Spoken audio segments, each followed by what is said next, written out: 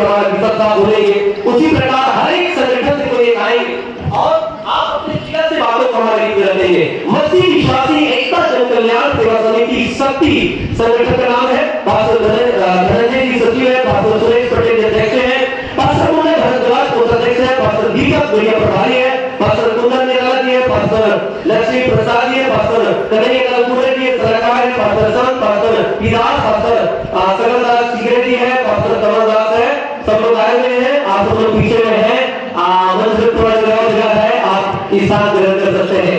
आइए एक बार जोरदार तालियों के साथ में मैं आप सबों के लिए बहुत बहुत धन्यवाद देता हूँ। फिर से मैं आग्रह करूंगा मंच से जो प्रचार में खड़े हुए हैं, मेरे बड़े भैया लोग, मेरे छोटे भाई लोग हैं, क्योंकि ये समय काफी लंबा चलेगा, आप समय का इंतजार मत करिएगा, समय यूं कट जाएगा। कितने परिश्रम के बाद, कितने मेहनत के बाद में आज ये प्रोग्राम हुआ। आसान नहीं कर पियो बच्चियों को ये करना, आज इस मंच में आना, कितने सारे धमकी आ रही है, कितने सारे बाधाएं रुकावट आए, फिर भी आप सबको दुआओं का अगले जो प्रोग्राम हो रहा है, आपकी दुआओं का प्रतिफल है ये प्रोग्राम हो रहा है। तो आगे इस संबोधन के कवि को आगे बढ़ाते हुए मैं आप सबको शक्ति जिला के ले जाता हूँ और शक्ति जिला के पास हमारे बीच में आइएगा और शक्ति जिला के बातों का प्रचार करिए।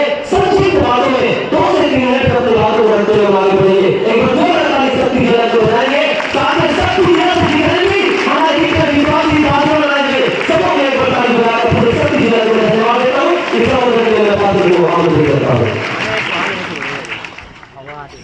हालेलुया, यीशु मसीह की।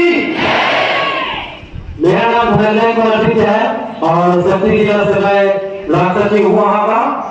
और आज बड़ी खुशी हुई कि भाई जवानी जी के द्वारा यहाँ पर इकट्ठा होकर और आप लोगों को एकजुट देखकर मुझे बड़ी आनंद हो रही है। एक बात आपको बोलना चाहूंगा, परमेश्वर के बिना किसी का उत्पत्ति नहीं होता, परमेश्वर के बिना किसी का उत्पत्ति नहीं होता और परमेश्वर किसी जाति धर्म और निजी संपत्ति नहीं होता। हालेलुया। अगर हम यहाँ यीशु मसीह को ईश्वर कहते हैं, परमेश्वर स्वीकारते हैं, तो केवल एक ही समुदाय का परमेश्वर नहीं है। भले कोई दूसरा को स्वीकार करे या न करे, लेकिन ईश्वर कहने का मतलब है संपूर्ण ब्रह्मांड का स्वामी। तो मेरे प्रियो, जिस प्रकार से इस सताव का दौर जो चल रहा है, उस सताव के दौर में आपको कुछ बातों को बताना चाहूंगा। हमारे शक्ति जिला में एक बड़ा प्रोग्राम आयोजन किया गया था, जिसमें कुछ दूसरे लोगों ने वहां पर दंगा होने का एक बात को कहकर मीटिंग को रद्द करवा दिया गया। ये एक विषम परिस्थिति था कि भाई मीटिंग के लिए इतना खर्च हम लोग किए थे, इतना अरेंजमेंट किए थे, उसके बाद भी प्रशासन की तरफ से लोग आते हैं, बोलते हैं कि आप मीटिंग का आयोजन किया जाता है एक ही रात में। ये बड़ी दुख की बात है हमारे लिए। और रही बात सताव की, तो सताव के विषय में कुछ बातों को आपको बताना चाहूंगा। ऐसे सताव होते रहते हैं, परंतु सताव जो देखा जाए वो केवल हमारे दक्षिण समाज की सताव है ऐसा नहीं है। अगर हम दक्षिण के बाहर जाकर देखें तो वहां भी सताव का मार पड़ा हुआ है। फर्क इतना है, उनके दुखों पर आंसू पोंछने वाले लोग नहीं मिलते। तो इसी संदर्भ में प्रकाशित हमारे रोमियो की किताब 8:19 पर कहता है कि सृष्टि बड़ी आशा भरी नजरों से परमेश्वर के पुत्रों के प्रकट होने की बात हो रही है। तो मेरे प्रियो, आप परमेश्वर के पुत्र पुत्री हैं और इस संकट के समय में आपका पूरे मसीह समाज का बात, अन्य समाज और पीड़ित समाज बात हो रहा है। ये अवसर है आपको आगे आने का, ये दिखाने का कि हम परमेश्वर के संतान हैं, हमारी आवश्यकता इस संसार को है। और हम पर ये आरोप लगाए जा रहे हैं धर्मांतरण मतांतरण की। तो मैं 2 मिनट और जाना चाहूंगा सर, कुछ इतिहास के पन्नों में मैं जाना चाहूंगा। जिस शख्सियत का तस्वीर यहाँ पर छपा गया है, डॉक्टर भीमराव अम्बेडकर जी का, तो 2 मार्च 1930 की बात करना चाहूंगा। 2 मार्च 1930 में हमारे डॉक्टर बाबा साहब अम्बेडकर दलित समुदाय को लेकर नासिक के काला रामदेव मंदिर में बलपूर्वक प्रवेश किए। उस समय तक किसी भी एससी एससी और किसी को मंदिर में जाने का अधिकार नहीं था, दर्शन करने का अधिकार नहीं था, लेकिन वहां पर बलपूर्वक जाने की आवश्यकता क्यों?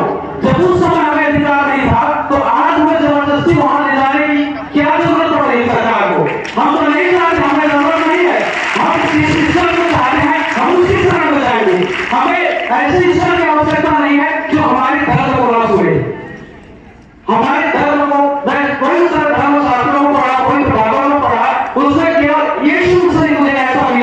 और यीशु मसीह के मानने वाले लोग ऐसे मिले जो जाति और धर्म के नाम पर छुआ नहीं करते। और इसी चीज का यीशु मसीह को अपना ईश्वर स्वीकार किया हो, चाहे लोग मुझे ईसाई कहे, धर्मांतर किया हो, कुछ भी कहे, मुझे परवाह नहीं, क्योंकि मैं ऐसे सर्वश्रेष्ठ ईश्वर के शरण में हूँ जो किसी को जाति और धर्म के नाम पर छुआ नहीं करता, उन्हें अपने पास आने से अपवित्र हो जाएगा, ऐसी बातों को नहीं करता। और डॉक्टर भीमराव अम्बेडकर की दूसरी एक संघर्ष की बात बताना चाहूंगा। डॉक्टर भीमराव अम्बेडकर गोलमेज सम्मेलन में जा रहे थे। गोलमेज सम्मेलन वो सम्मेलन था जहां पर संपूर्ण मनुष्य को, भारतवर्ष के हर एक व्यक्ति को वन वैल्यू, वन मैन और वन वोट का अधिकार दिया जा रहे थे। प्रत्येक व्यक्ति को एक मताधिकार का अधिकार दिया जा रहे थे।